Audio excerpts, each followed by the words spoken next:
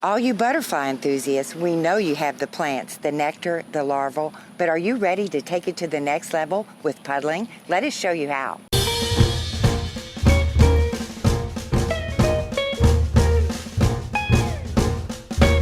Hi, welcome to the Arbor Gate. I'm Beverly Welch here in Tomball, Texas with my dear friend Angela Chandler of the Garden Academy. It's great to be back out here, Beverly. Well, we're here in the insectary garden that we put together close to a year ago now, I believe. We did, and it's filling out and maturing so beautifully. It's got gorgeous colors in it, and you can see the insects coming in and out of it all day long. Well, I love it.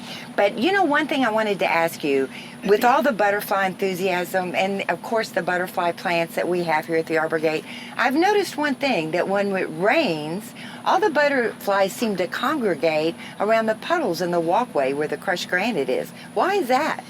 You know, butterflies need moisture like all living things do, but in addition to that, they need minerals for their health.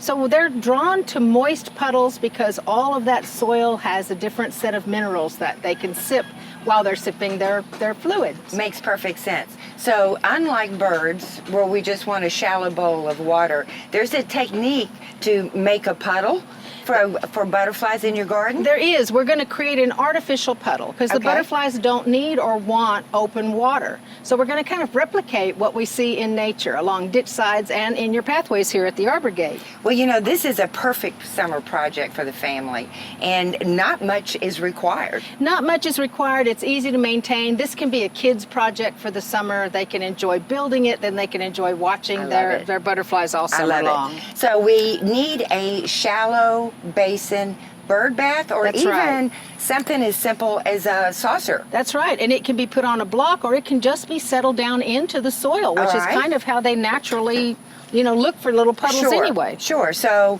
we've got our bird bath here, and you just have some basic sand. What this is just regular sand like we use for other garden projects.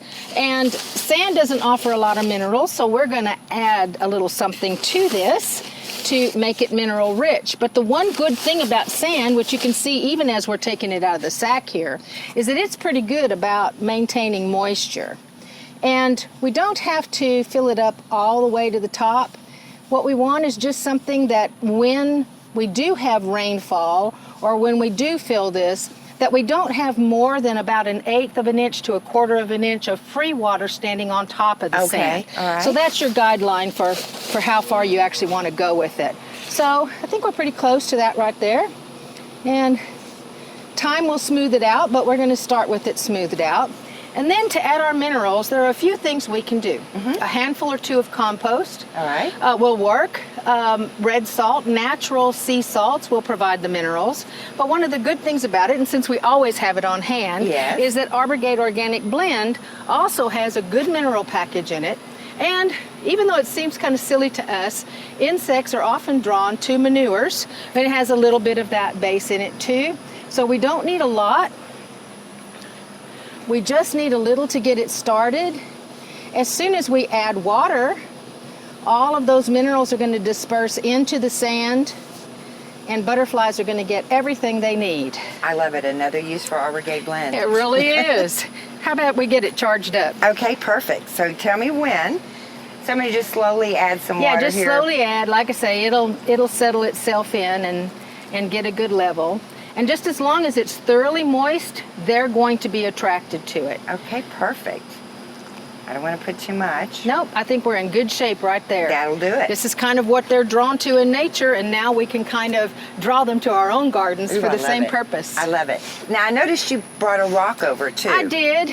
If you have a deeper container and you fill it with something like sand or gravel and then put your mineral package in it, if you want to leave one little corner of it where you don't have the sand, where you can take care of bees and other insects in addition to your butterflies in one container, you can always push this sand over, leave open water in that corner, but then even then the bees want something to land on.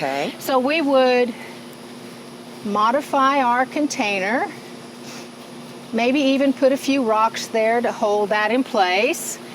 put the rock there, and then when we do have liquid water, the bees will actually land on this porous rock, and they'll go down to the edge of the water to sip, so they don't get in the water. Their wings don't get trapped in the water. Right. And it's kind of cute. Sometimes you'll see a whole little row of them, the little girls there just sipping from the water. I see bees in my containers every day. I love it. Now we also have another smaller saucer and a banana.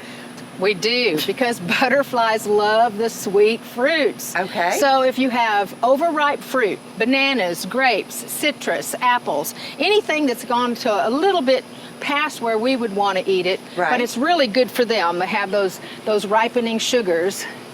We can also return this to a good level.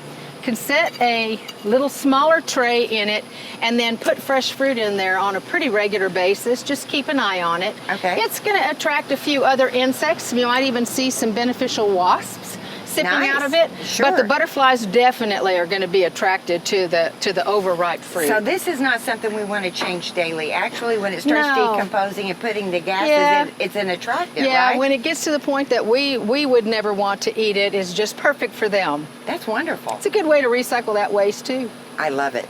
So how quick, easy, simple this was, and I can't wait to see the activity that shows up. So true, Beverly, and it's going to stay like this. Keep it all year long. We do have butterflies that stay with us over the winter, so it'll be something that they can get everything they need, and you can enjoy watching them. Thank you, Angela.